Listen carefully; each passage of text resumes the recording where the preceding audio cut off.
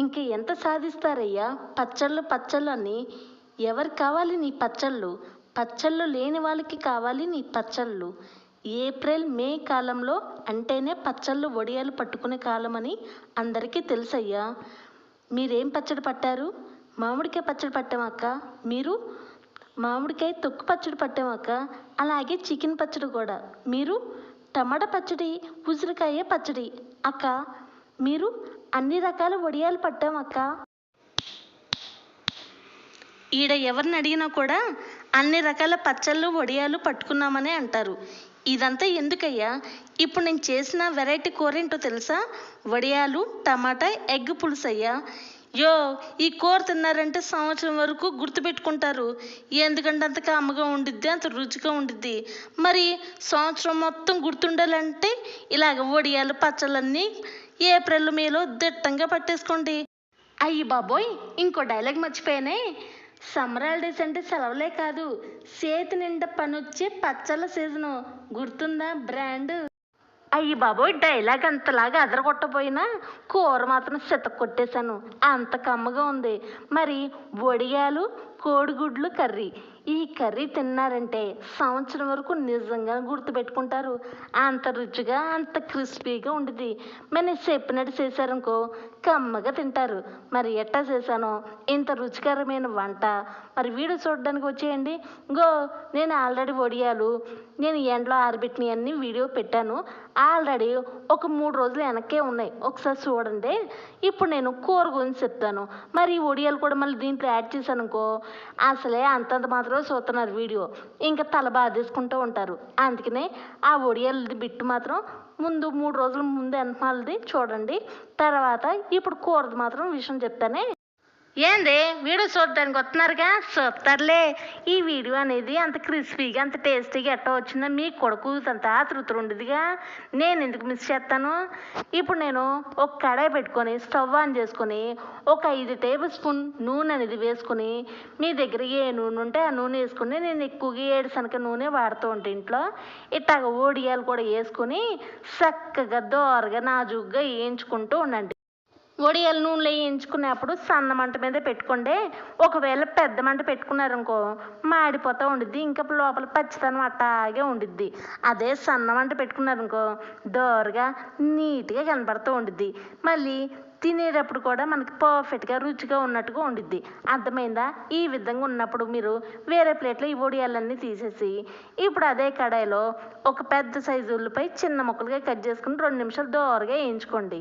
ఇప్పుడు ఉల్లిపాయలు కూడా వేగిన తర్వాత 2 పచ్చిమిరకాయలు చిన్న చిన్న ముక్కలుగా కట్ చేసుకొని, తర్వాత 2 టమాటాలు కూడా చిన్న చిన్న ముక్కలుగా కట్ చేసుకొని ఇట్లా దోరగా 2 నిమిషాలు వేగనివ్వండి.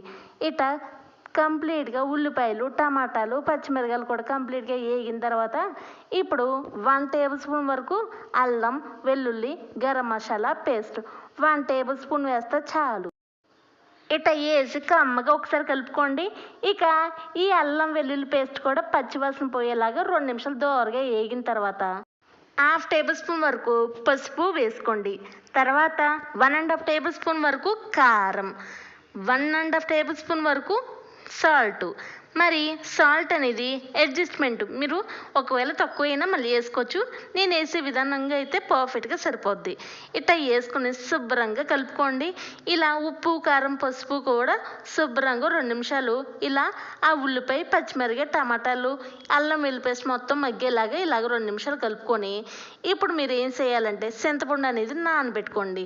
చక్కగా నిమ్మకాయ సైజు అంతా చింతపండు తీసుకొని ఇలా నీళ్ళు నానబెట్టుకోండి. ఒక 5 నిమిషాల వరకు చక్కగా గుజ్జులాగా తయారైద్ది. ఇప్పుడు 2 రెబ్బల కరివేపాకు కూడా వేసుకుని ఇట్లా 2 నిమిషాలు కలుపుకోండి. ఇట్లా కలుపుకున్న తర్వాత ఇప్పుడు చింతపండు నానింది కదా, ఆ గుజ్జు మొత్తం నీళ్ళు వరకే పిప్పు అనేది బయటపడేసేలాగా నీళ్ళు వరకే పోసుకోండి. ఇట్లా నీళ్ళన్నీ వేసుకున్న తర్వాత ఒకసారి గేడుతో మొత్తం కలుపుకోండి. ఎట్టాగా మొత్తం ఇలా కలుపుకొని ఇప్పుడు మీరు చక్కగా ఉడకబెట్టిన గుడ్లు ఉన్నాయి కదా, ఆ గుడ్లను మనం చాక్తో ఇలాగా 4 వైపులా కట్ చేసుకొని ఇలా మీరు ఎన్నైతే గుడ్లు అయితే తీసుకున్నారో అవన్నీ వేసుకొని ఇట్లా ఒక 5 నిమిషాల వరకు ఉడకనిస్తూ ఉండండి. మరి వడియాలు వేసేటప్పుడు నీళ్ళు అన్నీ ఎక్కువ ఉంటాయి, ఈ వడియాలు కూడా మెత్తగా తయారైపోతాయి. అందుకనే బాగా ఈ నీళ్ళన్నీ ఇంకాలంటే ఒక ఒక 5 నిమిషాలు ఉన్నప్పుడే మనం వడియాలు అనేది వేసుకోవాలి. ఇట బాగా మసలాలే నీళ్ళు అనేది. ఇట ఒక 10 నిమిషాల వరకు మసిలిన తర్వాత ఇప్పుడు దింపేసి ఒక 5 నిమిషాల ముందు ఇట వడియాలు చూసారా ఎంత ఎర్రగా ఎంత క్రిస్పీగా ఉన్నాయో. ఈ వడియాలు మొత్తం వేసేసుకోండి. ఇప్పుడు వడియాలు మొత్తం వేసేసుకున్నారు కదా, చక్కగా ఒకసారి గెరిటితో అటు ఇటు కలుపుకొని ఇక ఒక 5 నిమిషాల వరకు హై మంట మీద ఇలాగ వదిలేయండి. చక్కగా చిక్కబడిన తర్వాత ఒక 5 నిమిషాల్లో ఈ పులుసు అంతా. ఇప్పుడు స్టవ్ ఆఫ్ చేసే ఒక 2 నిమిషాల ముందు కొద్దిగా కొత్తిమీర, 2 రెబ్బల పుదీనా వేసుకుని చక్కగా ఒకసారి గేడుతో కలుపుకోండి. ఇక ఇంతే కమ్మగా రుచిగా మనం వడియాలు పెట్టుకుంటే మన నచ్చిన విధంగా చేసుకోవచ్చు. మరి ఇదే కొత్త రెసిపీ కాదు, మా అమ్మకి నేర్పిస్తే మా అమ్మేమో నాకు చెప్పింది. మరి నాకు చెప్తే నేను ఊరుకుంటానా? మీకు చెప్పకుండా ఎట్టా ఉంటాను? అందుకని ఈరోజు మీకు చెప్పాను. ఇప్పుడు చక్కగా కొత్తిమీర పుదీనా కూడా 2 నిమిషాల్లో వేగిన తర్వాత ఇక మీరు స్టవ్ ఆఫ్ చేసుకొని సర్వింగ్ బౌల్లో తీసేసుకోవచ్చు. చూసారా, వడియాల మీద మీకు వెరైటీ ఏం తెలియదు అనుకుంటున్నారా? వడియాల్లో బోల్డ్ అని వెరైటీలు ఉంటాయి. మరి చక్కగా ఈసారి నుంచి వడియాలు కూసంత ఎక్కువ పట్టుకోండి. మన ఛానల్లో బోల్డ్ అని చెప్తూ ఉంటా వడియాల మీద. సరేనా? ఇంకా కొత్త విషయాలు ఏమైనా ఉన్నా కూడా వివరంగా చెప్తూ ఉంటాను. మరి ఈ రెసిపీ ఎట్టా ఉందంటే మన మాటల్లో చెప్పామనుకో డబ్బా కొట్టినట్టుగా ఉంటుంది.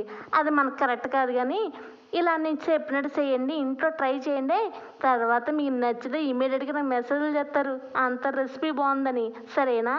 మన మాట తీరు ఎట్టా ఉంటుందో చేసే పని తీరు కూడా అట్టాగే ఉంటుంది. మరి వెళ్ళరానా? బాయ్ అమ్మా, థ్యాంక్స్ ఫర్ వాచింగ్.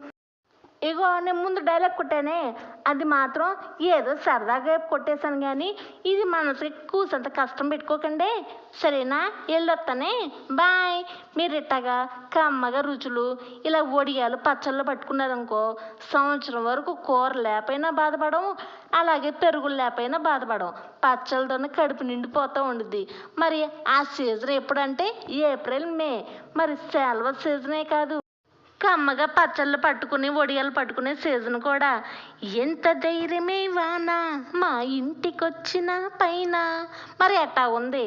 ఎక్కడైనా జూను జూలైలో వర్షాల మీద బీభత్సంగా పడతాయి. ఇక్కడేంటో మరి దారుణంగా మేలోనే స్టార్ట్ అయిపోయింది. మరి ఏప్రిల్లో పచ్చళ్ళు పట్టుకున్న వాళ్ళు మేలో ఆలోచించుకుంటారు కదా, కూసంత పచ్చళ్ళు ఈ మేలో ఏమైనా పట్టుకుందామని. ఇంకా యాడ్ ఉంటాయి. ఇట్లా వర్షాల మీద వర్షాలు పడుతుంటే ఇక వడియాలు పాయే, ఇట్టాగా పచ్చళ్ళు పాయే. సరేలే, సరిపెట్టుకుందాం.